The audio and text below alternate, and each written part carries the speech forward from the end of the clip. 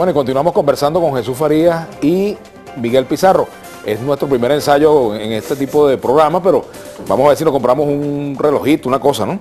Ahora, hay mensajes en el Twitter, en nuestro Twitter aquí, ¿no? Nos dicen, los diputados oficialistas siempre creen tener la razón y no escuchan alternativas y propuestas, solo porque es de oposición. Aquí otros comentarios. No comparto la pésima política del gobierno nacional y soy de ultraderecha. ¿Cuánto tiempo seguiremos más en esta crisis? ¿Hasta dónde vamos a llegar con tanta insensibilidad? No puede ser, dice el galán Guillén. El diputado Faría habla de ataque. ¿Y qué fue lo que recibió la diputada Nora Bracho? ¿A quién golpeó el mayo pasado? Dice Laura Troconi. El diputado del PSUV es un tipo que es ateo. Dice que, ¿por qué no habla de la tonelada de medicina? Bueno, Jesús. Tengo ahí mi fama, ateo. Sí. Mira. Bueno, aquí mismo lo dijiste. Sí. No es que el que sea la oposición no tenga razón. La oposición podría tener razón si se sustentara en la realidad. Ahora, conjunto de elementos que escuchamos nosotros el día a día. Esa es la propaganda. Pero la propaganda más absurda. Y ese es el drama de la oposición, que no se ha podido conectar con la población. Y si no se puede conectar con la población, no tendrán jamás mayoría. Es una tragedia que le está ocurriendo. Ellos tienen un diagnóstico que está absolutamente divorciado de la realidad. Ellos creen que está galopando una crisis de las peores. Y ellos piensan que la gente no entiende cuál es la raíz de esta crisis. Esta crisis tiene una raíz estructural mucho antes del año 98, Pizarro. Tú eres joven, quizás no has estudiado el tema económico, pero te recomiendo que lo estudies. Aquí se instauró un modelo dependiente, rentista, parasitario. No lo instaló Chávez, fue la burguesía.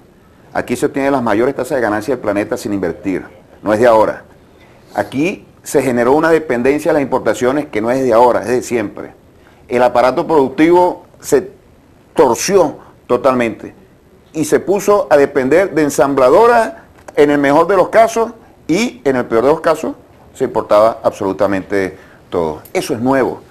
La dependencia era absoluta del gobierno de los Estados Unidos. El petróleo, en torno a lo cual giró toda la economía y la sociedad venezolana, era prácticamente un espacio de dominación del imperialismo. Pero venir a decir acá que esta revolución no ha hecho nada en función de la independencia, bueno, eso es el mayor de los disparates. Porque eso incluso nuestros enemigos lo tienen que reconocer. Nosotros rompimos los lazos de dependencia y de subordinación con el imperialismo. Ahora, esos lazos todavía se mantienen con la oposición. La oposición y la burguesía sí tienen posturas dependientes.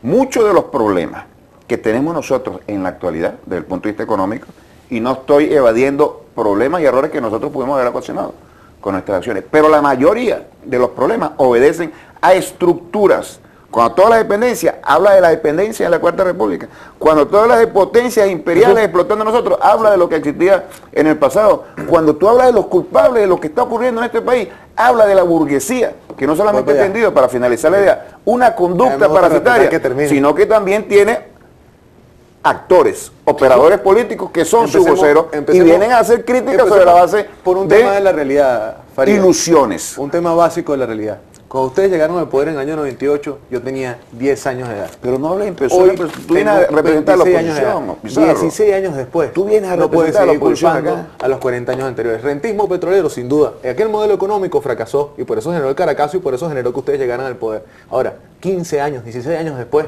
seguir culpando el modelo económico atrasado cuando ustedes han potenciado la importación, cuando ustedes han potenciado el rentismo, cuando ustedes han acabado con el campo venezolano, cuando ustedes siguen privilegiando las empresas de maletín que se robaron 20.000 millones de dólares en este país, no dicho por mí, dicho por Giordani, que fue ministro de su gobierno y que ahora está en el ostracismo de la historia porque decidió confrontarlos con la fuerza de la realidad, Farías, porque al final, conexión con el pueblo, qué mejor conexión con el pueblo que sus problemas del día a día. Eso que no sufren mucho del gobierno, Jesús, que tú los conoces, que los tienes ahí cerca en la bancada porque están rodeados de escolta, que no lo sufren porque les hacen el mercado y se los ponen en la nevera, que no lo sufren porque no viven de su plata, viven de la plata del pueblo venezolano. Y por eso hay una desconexión de quienes hoy están en la burocracia del Estado. Ustedes en el 98, cuando yo tenía 10 años de edad, reitero, Farías, que hoy tengo 26, 16 años después, ustedes en el 98 prometieron acabar con el burocratismo. Hoy hay 111 viceministerios.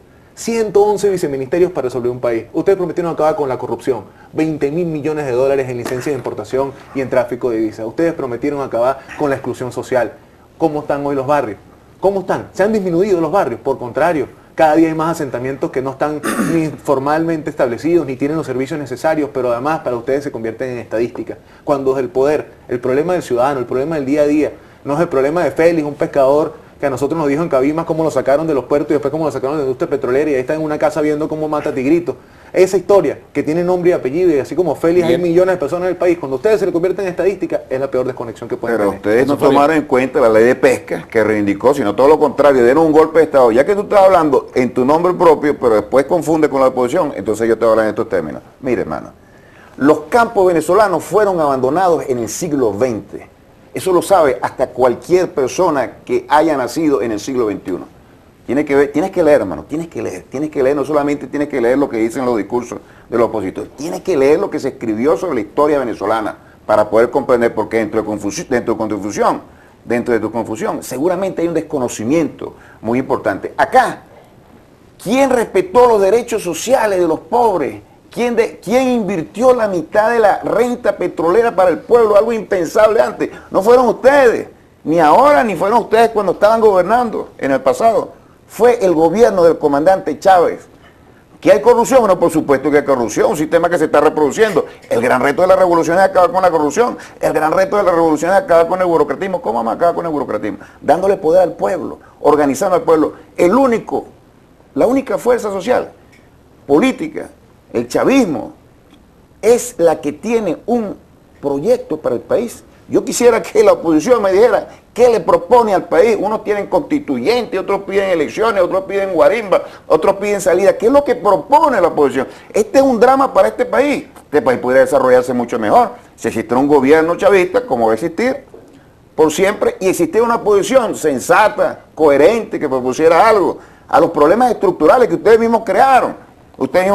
El campo, las importaciones, el rentismo. ¿Cuánto crees tú que se demoraron los países desarrollados hoy? Seguramente no lo has leído porque no has tenido tiempo para leer esas cosas, pero necesitaron décadas. ¿Eso tú crees que él no lee? No, pero esas cosas no las lee, evidentemente, porque los argumentos no evidencian otra cosa. Yo sé que él es una persona culta, pero estos temas no está leyendo. Yo le voy a dar una bibliografía para que lea. Décadas. Con métodos. ¿Qué libro le recomendarías tú a Jesús? No, pero si yo sé que le voy a... Yo le recomiendo un libro facilito, un libro que escribió Lenin, La enfermedad infantil del izquierdismo. Yo sé que le voy a recomendar a él. Es el primer libro que yo le voy a regalar para un libro de Lenin. Para finalizar la idea, esos libros, tú sabes que yo estudié en la RDA, en la Alemania comunista. 6 años allá leíamos esos libros, pero no con detalle, después lo discutíamos. Podemos debatir esos libros también, es extraordinario. Ahora, lo que no podemos perder de perspectiva es que aquí, en este país, hay una fuerza política y una fuerza social que garantiza la paz que ustedes quieren perturbar, que garantiza los grandes beneficios sociales. A pesar de la guerra económica, nosotros no hemos sacrificado una sola de las grandes metas sociales Tengo que ir a la pausa. hemos podido A la pausa y arranca tú en la otra, pero fíjate que hay un planteamiento. Aquí dice Oscar Lucien, es lamentable que el diputado del PSUV oculte que sus postulados son militantes, es un engaño a los ciudadanos. Aquí dice Omar José Espitia, cuando Chávez era candidato a la presidencia, el CNE era de oposición y Chávez ganó. Tengan pueblo y ganarán. Vamos a la pausa, bueno, sí, vamos a la pausa, ya venimos.